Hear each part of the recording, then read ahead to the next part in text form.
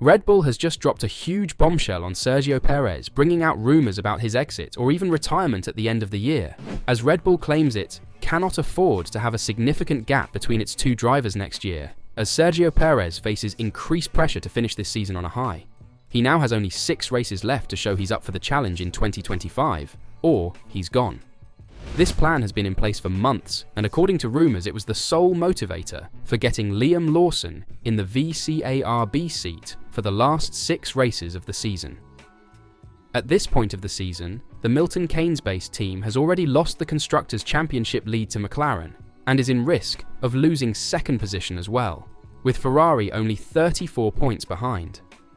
Red Bull is fully aware that their position has been worsened by Perez's failure to contribute as much as the team would have wanted, with his 144 points this year, falling far short of Max Verstappen's 331.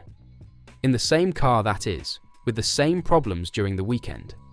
Perez was granted a reprieve from his spot in the squad during the summer break, with the team hoping he could provide more at places where he excelled. However, things have not gone well, particularly after he squandered a possible podium finish in Baku due to a late incident with Carlos Sainz. With Liam Lawson filling in for Daniel Ricciardo at RB to assess his potential as a Red Bull prospect for 2025, it is evident that the organisation is considering the best path forward. Christian Horner, Red Bull team principal, believes that understanding what choices are available has become crucial, as the title race will likely be considerably more difficult next year.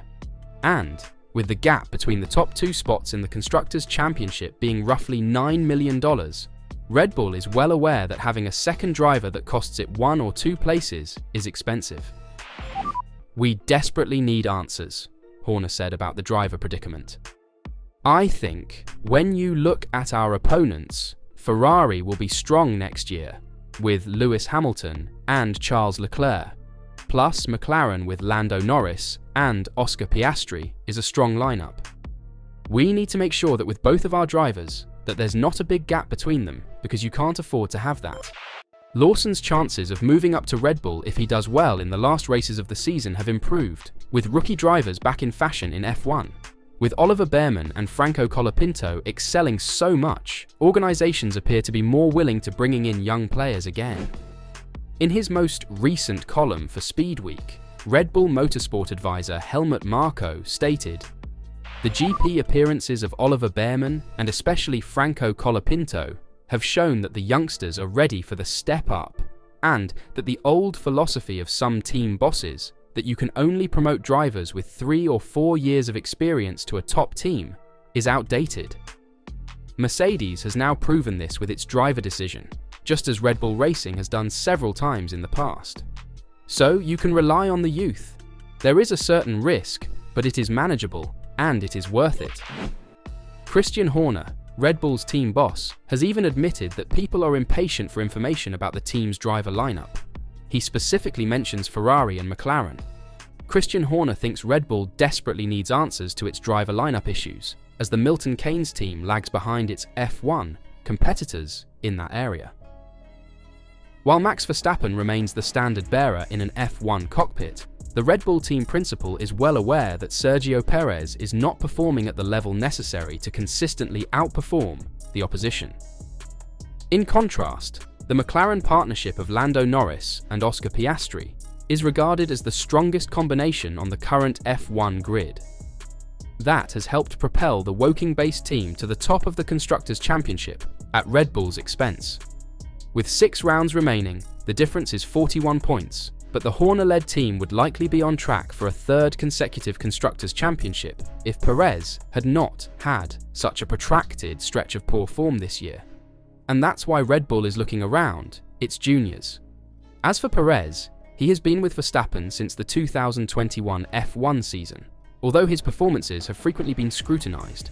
This season has seen a substantial rise in scrutiny, as Red Bull is no longer able to depend only on its triple world champion in the face of fierce competition on track. Verstappen leads the driver's title by 52 points over Lando Norris, but 187 points ahead of his teammate, who has just 144 points to the Dutchman's 331. This disparity will be significant in the Constructors' War. Perez dodged being sidelined throughout the summer. It will most certainly be an expensive venture for Red Bull, since it would basically give up the Constructors' Championship and the additional $9 million it would have received if it had won the title rather than finishing second. The team will be less willing to incur the same fate next season, with Horner emphasizing the necessity to close the gap between Verstappen and whoever partners him next season. We need to make sure that with both of our drivers, that there's not a big gap between them, because you can't afford to have that, Horner said. Although Perez is committed until 2025, his job, however, is not assured. And since it has become more uncomfortable for Red Bull, the organization has begun to consider other possibilities. Daniel Ricciardo was supposed to be a viable option, but the Australian fell short. Liam Lawson will now start on a 6-round swing at RB, which has been touted as an audition for Perez's position. If he falls short, Yuki Tsunoda is still an option.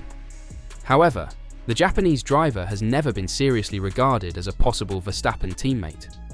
Liam Lawson holds an edge against Tsunoda in the race for the Red Bull position. For the most of this season, speculation has surrounded Red Bull. Daniel Ricciardo's destiny, for example, was widely questioned in the lead-up to the Singapore Grand Prix. The choice to replace Ricciardo with Liam Lawson, while contentious, represents Red Bull's future objectives. In fact, Helmut Marko has declared clearly that a junior driver, either Tsunoda or Lawson, will drive alongside Max Verstappen next season. Christian Horner has expressed a similar opinion, but more diplomatically. The Red Bull team principal is excited to evaluate Liam Lawson in the coming weeks, considering the Kiwi as a potential for promotion next season. Heading into this weekend's American Grand Prix, the perception is that Lawson is regarded more highly than Tsunoda within the team, even though Tsunoda has already driven F1 for years. To clarify, this does not mean Tsunoda is out of the running for a Red Bull position. For the third time since 2023, the Japanese driver will have the opportunity to outshine a teammate paired with him. After eliminating De Vries and Ricciardo, the 24-year-old is undoubtedly on Red Bull's shortlist. Having saying that, it is well documented that Helmut Marko is more excited about Tsunoda than Christian Horner. Given Marko's declining influence at Red Bull, Liam Lawson has a distinct edge. If the V-Carb duo performs similarly, the Kiwi has a better chance of being promoted.